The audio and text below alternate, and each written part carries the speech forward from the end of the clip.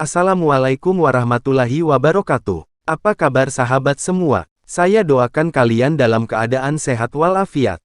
Oke sahabat semua, jumpa lagi bersama kami, kali ini dalam pembahasan sejarah marga Simanjuntak.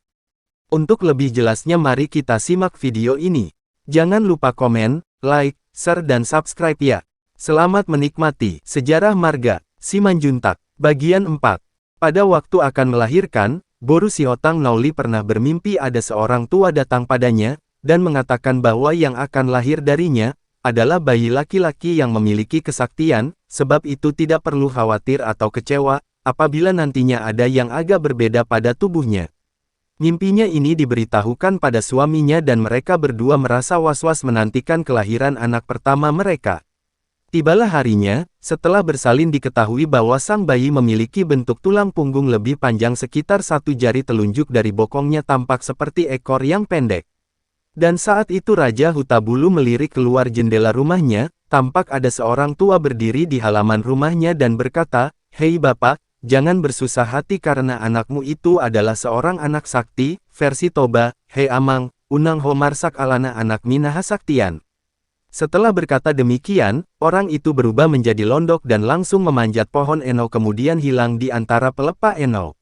Raja Hutabulu spontan berteriak, "Raja Hodong, Raja Hodong, Raja Odong," versi Toba, Raja Pelepah, Raja Pelepah, Raja Pelepah. Setelah peristiwa itu bayi pertama itu pun diberi nama si Raja Odong. Secara fisik si Raja Odong sangat tampan rupanya sebab ibunya cantik dan ayahnya tampan dan gagah. Si Raja Odong makin bertambah besar, dan pada waktu dia belajar duduk, ayahnya membuatkan bangku pendek yang di tengahnya dilubangi tempat tulang si Raja Odong yang seperti ekor itu. Tidak banyak orang yang mengetahui keanehan ini, karena masa itu belum ada celana. Pakaian orang Batak adalah ulos yang dililitkan menutupi badan yang disebut heba-heba.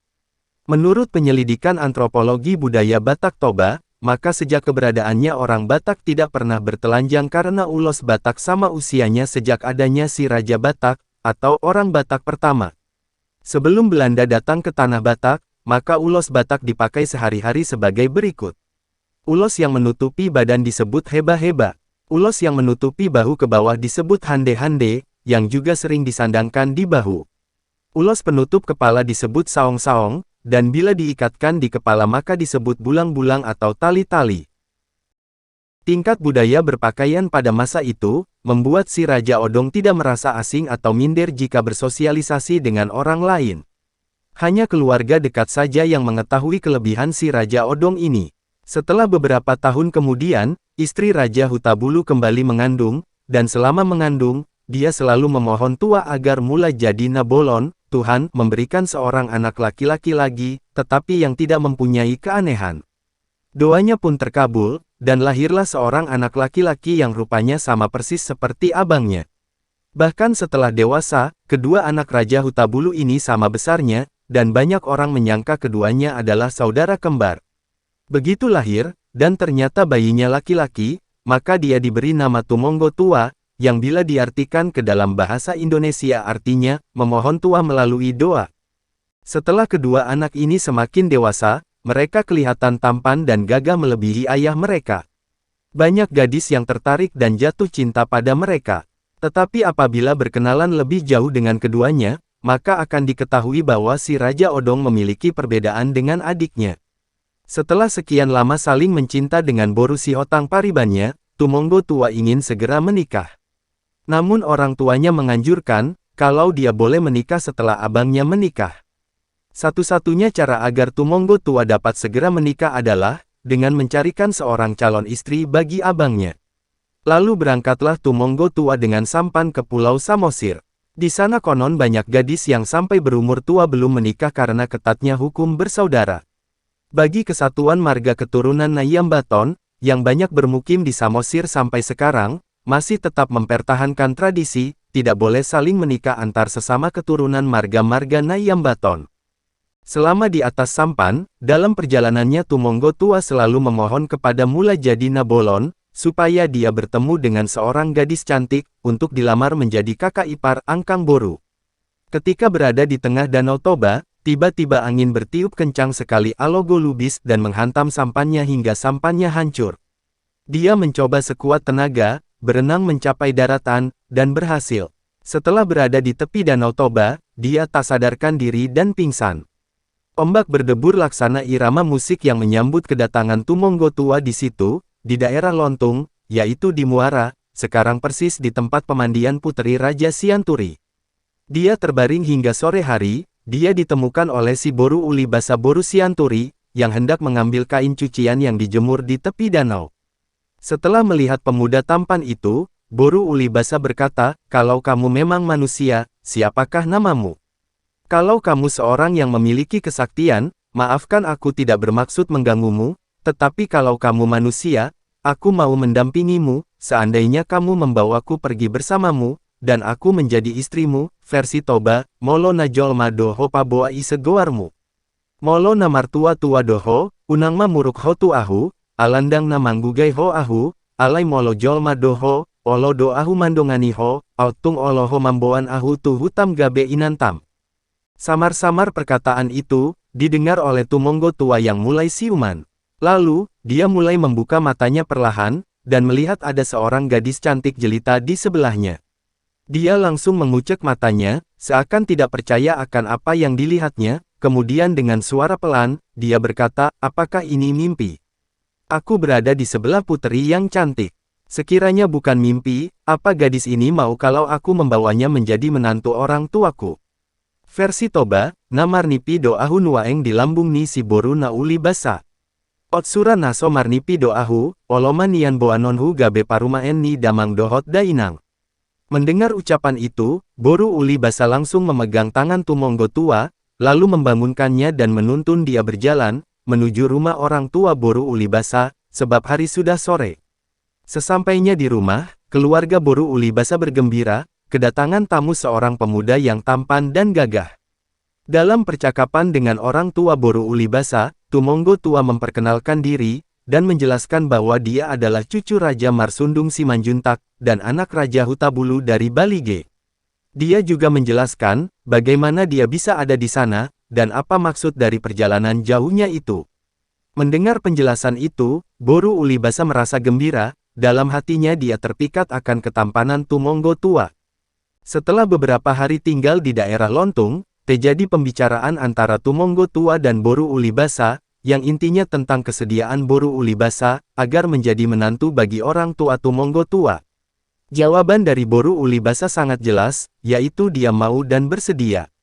Akan tetapi sebaliknya, apabila Tumonggo Tua mendapat pertanyaan yang sama, dia tidak menjawab secara jelas bersedia, namun dia menjawab pertanyaan itu, dengan perkataan, "Tatap wajahku dan perhatikanlah langkahku, serta ketahuilah maksud kedatanganku." Versi Toba, Bereng mabohiku, jala parateatehon ma pardalanhu, huhut antusima sangkap ni haroroku.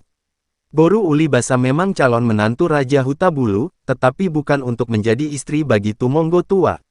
Memang Raja Odong dan Tumonggo Tua sangat mirip, seperti saudara kembar, di segala-galanya baik dilihat dari rupa, cara berjalan, bahkan juga cara berbicara, dan dari suara semuanya sama.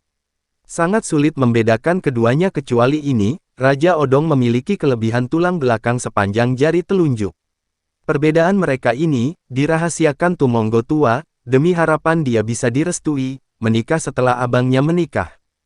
Setelah berjanji bahwa mereka akan kembali bertemu, Tumonggo Tua pamit dengan keluarga Boru Uli Basa untuk pulang ke Balige, dan nanti dia akan kembali datang bersama orang tuanya melamar Boru Uli Basa.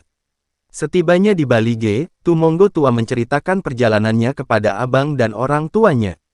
Kemudian mereka menyusun rencana. Tumonggo Tua dan orang tuanya segera melamar puteri Raja Silalalasiak, yaitu Boru Uli Basa, dan selama mereka di sana, sepanjang pembicaraan tidak boleh memanggil Tumonggo Tua dengan namanya, tetapi dengan nama Simanjuntak.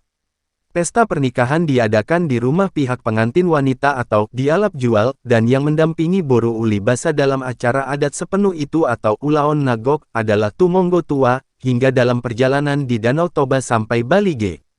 Bila sudah tiba di dermaga, maka Tumonggo Tua turun dari perahu besar atau solu bolon dan mengikatkan tali perahu di dermaga. Bersamaan dengan itu, Raja Odong sudah siap, dan sesuai tanda Raja Odong, langsung menggantikan posisi adiknya, naik ke perahu untuk menuntun Boru Ulibasa, dan seterusnya mendampinginya menjadi suami bagi Boru Ulibasa. Pakaian yang dikenakan kedua abang beradik ini harus dibuat sama persis. Setelah mengikatkan tali perahu di dermaga, maka Tumonggo Tua harus menghilang untuk sementara waktu, dan pergi ke daerah si Raja Oloan, dan tinggal di sana di rumah tulangnya, sampai Boru Ulibasa melahirkan anak pertamanya bagi Raja Odong. Setelah rencana itu disepakati, maka ditentukanlah kapan mereka akan berangkat. Rencana pun dilaksanakan, dan pesta pernikahan meriah di daerah Muara berlangsung mulus sesuai rencana. Setelah itu, mereka bertolak pulang menuju Balige melalui Danau Toba. Sesampainya di dermaga di Balige, yaitu tepatnya di Lumban Bulbul, sekira jam 7 malam, dan keadaan seperti ini dalam bahasa Batak Toba disebut urngum, atau jarak pandang mata tidak lagi memungkinkan melihat orang di kejauhan. Di dermaga, Raja Odong telah menunggu kedatangan rombongan keluarganya bersama Boru Ulibasa. Setelah perahu besar itu tiba, dan merapat ke dermaga, turunlah Tumonggo Tua untuk mengikatkan tali perahu, lalu langsung pergi menghilang di kegelapan, dan kemudian Raja Odong langsung naik ke perahu menjemput Boru Ulibasa, serta berjalan berdampingan sampai ke rumah Raja Hutabulu. Malam itu diadakan acara penyambutan atau Pangharoanion. Mulai saat itu, Raja Odong yang mendampingi Boru Ulibasa, sedangkan adiknya, sudah pergi sesuai rencana ke rumah tulangnya. Begitulah kisah pernikahan Raja Odong dengan Boru Ulibasa Boru Sianturi, sehingga ada sindiran seperti ini. Si Raja Odong papiu-piu tali ijuk sian bagot. Anggina manandangi, alai ibana diharoani jalaman dapot. Pekerjaan sehari-hari Raja Odong, adalah memintal tali yang dibuat dari ijuk pohon enau. Konon pada masa itu, tali buatan Raja Odong ini paling baik kualitasnya, dan harga jualnya tinggi di pasar Balige dan Laguboti, bahkan sampai ke Porsea dan si Borong-Borong. Raja Odong selalu duduk di bangku khusus yang berlubang di tengahnya, dan kemanapun dia pergi bangku itu selalu dibawanya. Sejak menikah dengan Raja Odong, Boru Ulibasa tidak pernah bekerja di sawah. Pekerjaannya adalah menggembalakan kambing, ternak kambingnya gemuk-gemuk, dan jika beranak sering sampai 3 atau 4. Sehingga, keluarga Raja Odong memiliki banyak sekali ternak kambing. Kemudian bayi pertama lahir, bagi keluarga Raja Odong, dan anak pertama mereka ini, diberi nama Raja Bolak Hambing, atau Raja Parhambing. Demikianlah seterusnya, mereka dikaruniai 7 orang anak laki-laki. 1. Raja Bolak Hambing atau Raja Parhambing. 2. Tuan Nahoda Raja. 3. Maharia Raja atau Mangorong Bahut. 4. Raja Marleang atau Marleang Bosi. 5. Raja Manorhap atau Raja Situnggal.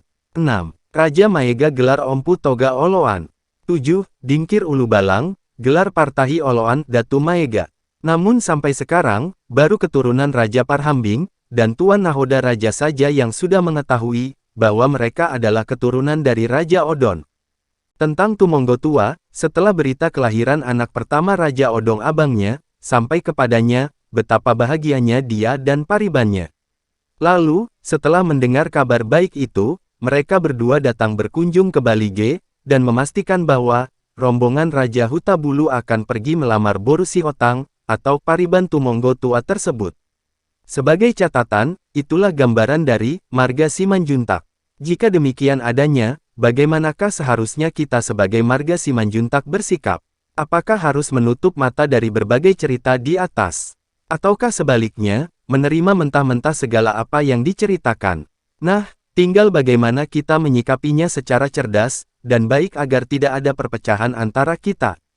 Mari bergandengan tangan, tanpa memandang di antara kita.